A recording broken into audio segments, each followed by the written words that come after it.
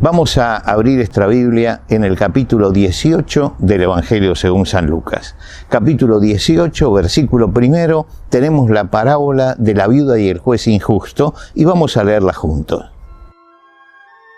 También les refirió Jesús una parábola sobre la necesidad de orar siempre y no desmayar, diciendo: había en una ciudad un juez que ni temía a Dios ni respetaba a hombre. Había también en aquella ciudad una viuda, la cual venía a él diciendo: hazme justicia de mi adversario. Y él no quiso por algún tiempo. Pero después de esto dijo dentro de sí: aunque ni temo a Dios ni respeto a hombre, sin embargo, porque esta viuda me es molesta, le haré justicia, no sea que viniendo de continuo me agote la paciencia. Y dijo el Señor: oíd lo que dijo el juez injusto. ¿Y acaso Dios no hará justicia a sus escogidos que claman a Él día y noche? ¿Se tardará en responderles? Os digo que pronto les hará justicia. Pero cuando venga el Hijo del Hombre, ¿hallará fe en la tierra? Muchas veces en nuestra vida hay circunstancias que nos desaniman, nos angustian y recurrimos entonces al recurso de la oración. Oramos esperando que Dios rápidamente nos conteste y que nos conteste positivamente. Claro, cuando no recibimos rápido o cuando no recibimos la respuesta positiva, muchas veces empezamos allí a flaquear. Y llega un momento que decimos, bueno, que sea lo que Dios quiera. O en otros casos, bueno, que venga el Señor y arregle todo, ¿no?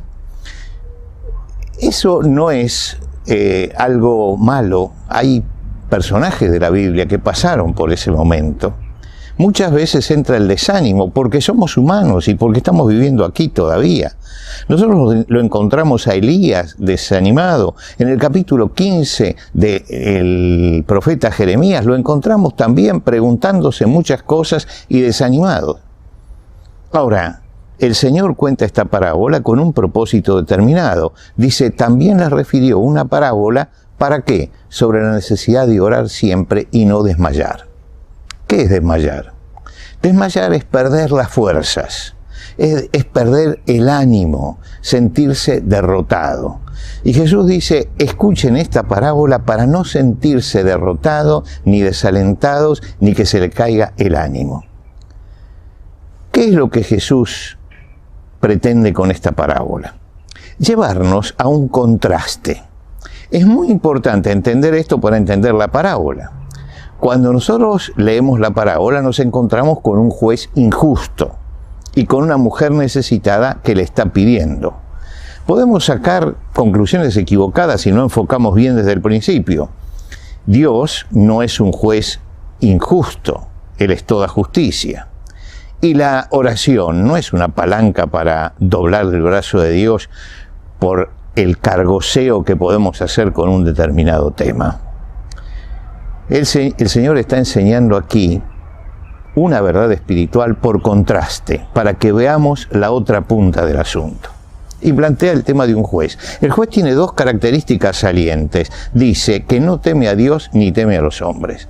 Es un hombre que se levanta para hacer justicia a la mañana y no pregunta qué es lo que Dios quiere de mí, cuál es la voluntad de Dios. No, él hace su voluntad y hace lo que le manda su antojo.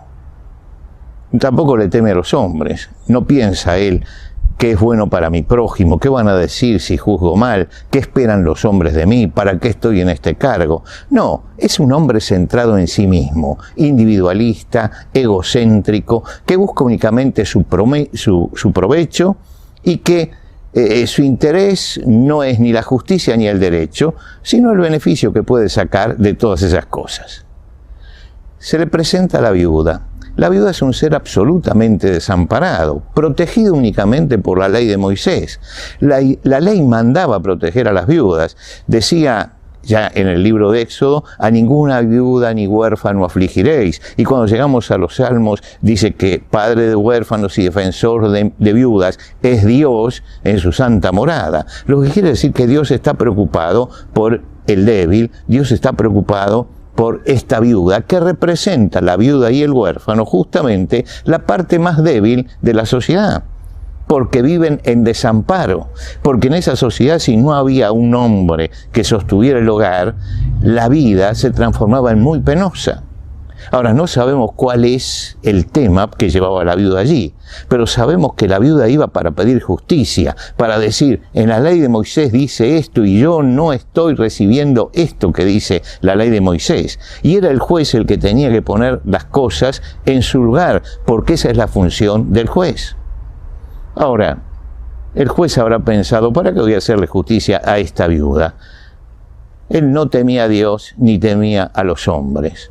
No le interesaban las leyes de Dios ni tampoco lo que los hombres pensaran de él. ¿Qué beneficio podía sacar de esa viuda? ¿Esperaba algún soborno? En aquel tiempo era muy común el hecho de sobornar, como lo es ahora también.